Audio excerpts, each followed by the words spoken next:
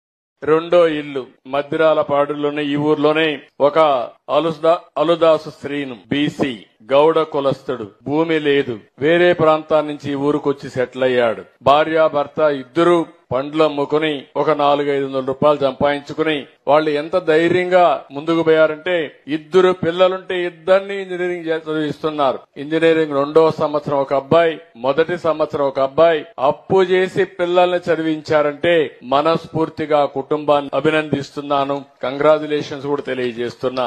ఇదొక స్ఫూర్తి. నేను ఆ అబ్బాయి చూశాను, ఇల్లు కూడా 40 ఏళ్లే, అతను 45 సంవత్సరాలు, భార్యకు 40 సంవత్సరాలు. అప్పుడే షుగర్ వచ్చింది. ఏంటా ఈ వయసులో షుగర్ అంటే, ఎక్కువ టెన్షన్ అయిపోయింది అన్నాడు. నీకు టెన్షన్ దేనికోసం అంటే, పిల్లల్ని చదివించాలి, మళ్లీ నేను ఇలాంటి పనులన్నీ చేయాలి, నేను పోయి పళ్ళు తీసుకొస్తాను, నా భార్య అమ్ముతుంది, దీనివల్ల పిల్లల్ని చదివించి పైకి వస్తున్నాం అంటే ఇల్లు లేదంటే ఇల్లు శాంక్షన్ చేయమన్నాను. ఇంటి జాగా కూడా లేదు.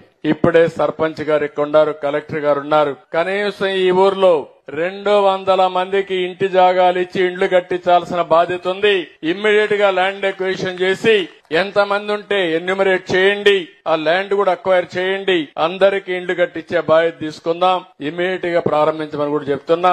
అందులో మొదటి ఇల్లు ఆ సీనుకి ఇస్తామని చెప్పి మీ అందరికీ హామీ ఇస్తున్నా.